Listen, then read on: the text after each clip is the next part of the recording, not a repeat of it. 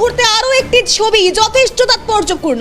ভারতকে শত্রু রাষ্ট্র হিসেবে খালি ঘোষণাই নয়, রীতিমতো লিফলেট বিলি করা হচ্ছে রাস্তায় রাস্তায়, ওপার বাংলার রাস্তায় রাস্তায়। সেই লিফলেট বিলির ছবিটা একবার আপনাদেরকে দেখানোর চেষ্টা করবো, যে ছবি এই মুহূর্তে আপনাদেরকে দেখাচ্ছি। ভারতকে শত্রু রাষ্ট্র ঘোষণার দাবি, এবার সেই শত্রু রাষ্ট্র ঘোষণার দাবি তুলুন এমনটাই পোস্টার, এবং সেই পোস্টার এক প্রকার ছিঁড়ে ফেলা হচ্ছে। সেই পোস্টারে সেই লিফলেট বিলি করা হচ্ছে, যে ছবি সামনে আসে। ভাস্করের কাছে দেওয়ার চেষ্টা করবো। ভাস্কর, কোথাও একটা এই ভারতকে শত্রু রাষ্ট্র ঘোষণা করার দাবি করে তুলুন, অর্থাৎ একটা শক্তি, একটা জিগির উঠছে যে যে কোনো ভাবেই হোক বাংলাদেশের সমস্ত মানুষকে কোথাও একটা এক জায়গায় আনতে হবে, যা হবে ভারত বিদ্বেষী।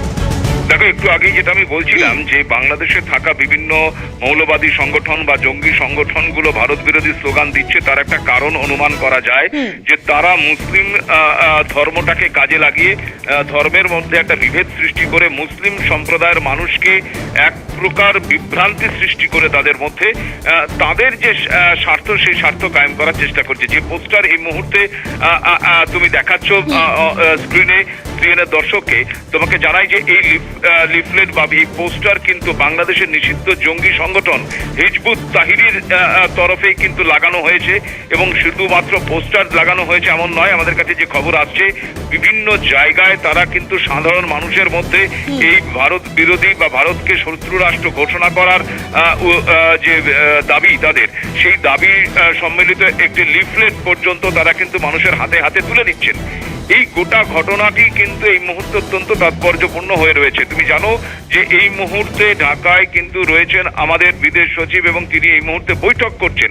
ঠিক সেই জায়গায় দাঁড়িয়ে একের পর এক এই ভারত বিরোধী বিষয়গুলো আমাদের সামনে উঠে আসছে। ওয়াকিবহাল মহল যেটা মনে করছেন যে এই মুহূর্তে ভারতের বিরোধিতা করার অন্যতম কারণ বাংলাদেশের জনসমর্থন কুড়ানো, এবং সেই লক্ষ্যেই কিন্তু ইউনূসও দাঁড়িয়ে রয়েছে, সেই ওই লক্ষ্যে দাঁড়িয়ে রয়েছে বিএনপি, এবং সেই লক্ষ্যে দাঁড়িয়ে রয়েছে বাংলাদেশের অন্যান্য রাজনৈতিক দলগুলো। ইউনূস নির্বাচন করাতে চাইছে না। আমরা দেখেছিলাম যে এই ঘটনাকে কেন্দ্র করে কিন্তু বাংলাদেশের যে রাজনৈতিক দল ইনক্লুডিং বিএনপি, তারা কিন্তু ইউনূসের বিরোধিতা করছিল। কেন ইউনূস নির্বাচন নিয়ে গড়িমসি করছে তা নিয়ে তারা প্রশ্ন তুলছিলেন পর্যন্ত। এই ঘটনায় কিন্তু যথেষ্টই চাপে পড়ছিলেন ইউনূস। যেই মুহূর্তে এই চিন্ময় কৃষ্ণ দাসকে গ্রেপ্তার করা হলো এবং তাকে গ্রেপ্তার করা নিয়ে একটা উত্তাল পরিস্থিতি তৈরি হলো, একজন আইনজীবীর মৃত্যু সংঘটিত হলো আদালত চত্বরে, এই ইস্যুকে কেন্দ্র করে যখনই একটা ভারত বিরোধী অবস্থান বাংলাদেশের মাটিতে আছড়ে পড়লো, সেইটাকে কাজে লাগিয়ে নাম না করে কিন্তু একই জাতীয়তাবাদী জিগির উত্থাপন করলেন ইউনূস। ইউনূসের এই জাতীয়তাবাদী জিগিরটা একেবারে সময়ের সঙ্গে তাল মিলিয়ে যুক্ত হয়ে পড়ায় যে ইউনূস বিরোধিতা লক্ষ্য করা যাচ্ছিল কিছুদিনের জন্য, সেইটা কিন্তু কোথাও সরে গেছে।